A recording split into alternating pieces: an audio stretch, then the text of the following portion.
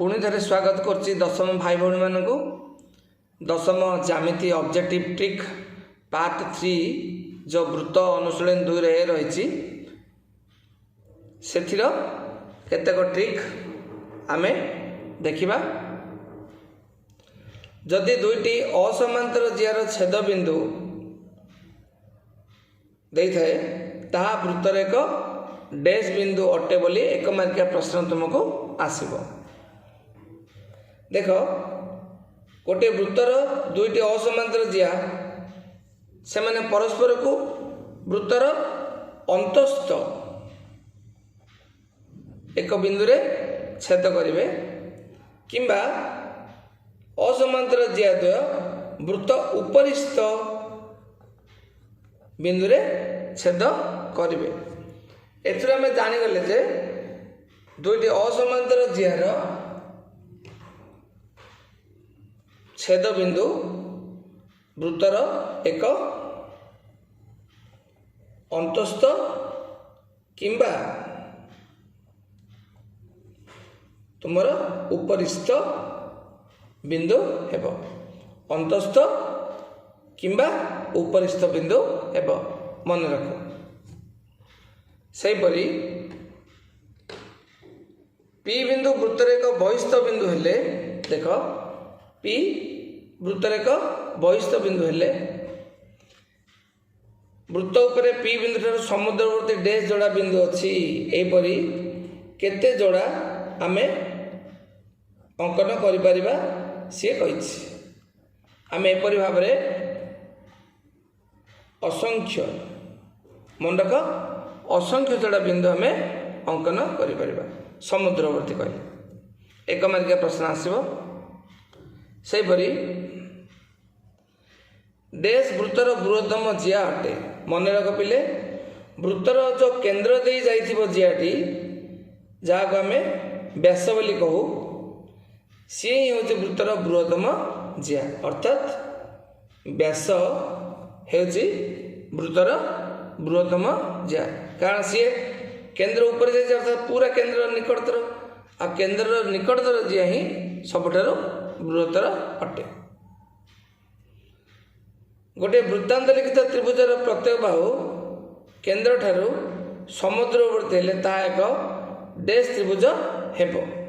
मन रख जदि गोटे वृत्त भितर गोटे त्रिभुज अंतर्लिखित अच्छी एवं केंद्र ठारू यदि समान समान दूरता रहा मन रख केंद्र ठारू समान समान दूरता थिबा जिया गुड़िकर दैर्घ्य समान जो जिया गुड़िक त्रिभुजर गोटे गोटे बाहु तेणुक जेहेतु दूरता समान जिया समान अर्थात त्रिभुजर तीन बाहु समान हेले ताहा एक समबाहु त्रिभुज हेब।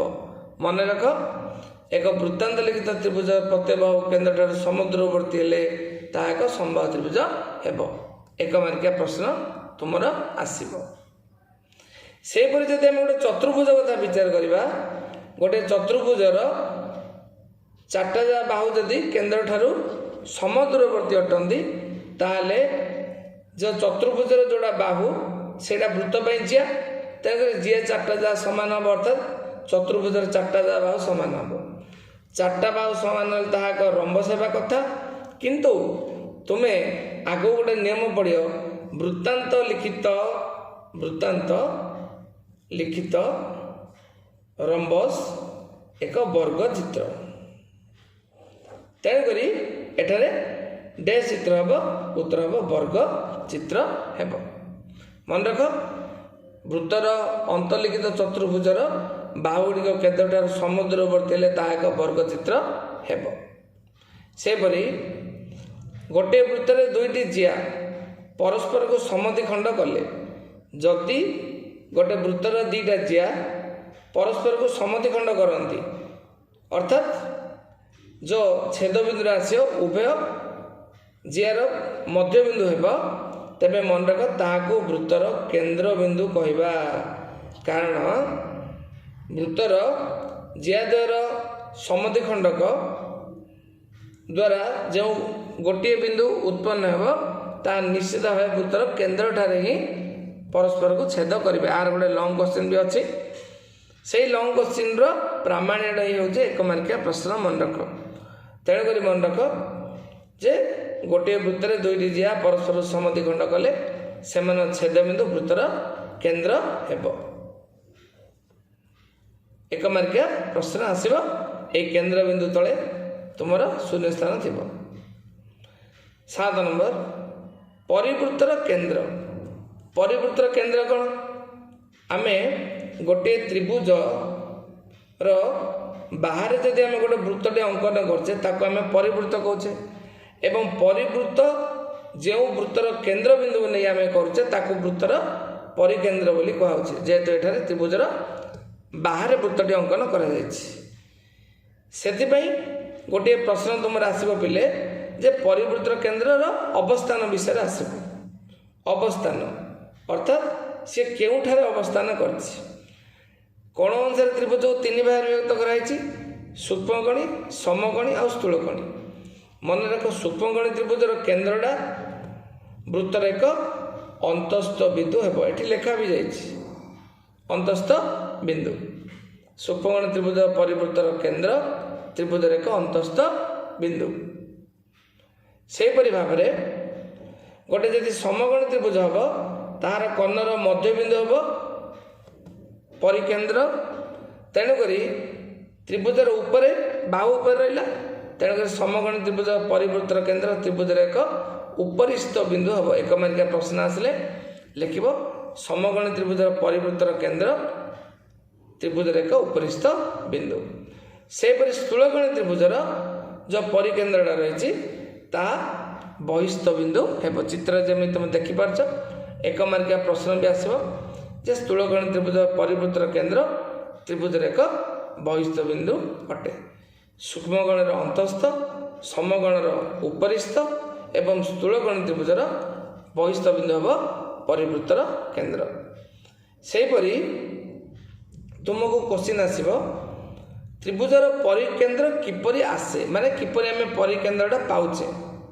1 मार्किया प्रश्न आसव ऑप्शन थी त्रिभुज परिकेन्द्र आम निर्णय करने बाहु मानकर समद्विखंड करने आवश्यक। अर्थात बाहु मानकर समद्विखंड छेद बिंदु आम परिवृत्तर केन्द्र बिंदु आनिबा। आगु जदि आम कोण को जोग करवा ताले सबुजा कोणटार समान समान दूरता रहिबो एवं यह व्यासार्ध ने आम गोटे वृत्त अंकन करवा।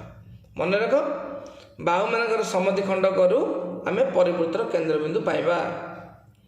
सेहीपरि गोटे त्रिभुजर अंतः केन्द्र किपरि आसे। अंतः केन्द्र माने जदि आम गोटे वृत्तर अंतःवृत्त अंकन करवा से अंतः केन्द्रटे किपरि आसे ना मन रख कोण मानकर समद्विखंड कले जेपरि बाहुर समद्विखंडर छेद बिंदु आम परिकेन्द्र पाउचे कोणर समद्विखंड करू आम कौन करचे ना अंतः केन्द्र पाउचे। अर्थात गोटे अंतःवृत्त अंकन करबाक हेले आम कोण मानकर समद्विखंड करबा आवश्यक। 1 मार्किया प्रश्न आसब। सेहीपरि केन्द्र निकटतर जिया बृहत्तर और दूरतर जिया क्षुद्रतर मन रख। अर्थात जी केन्द्रर निकट रहा से जियाटी बड़ हम जे केन्द्र ठारू दूर रहा से जियाटी दैर्घ्य सान हम। अर्थात निकटतर जिया बृहत्तर केन्द्रर एवं दूरतर जिया क्षुद्रतर हेब।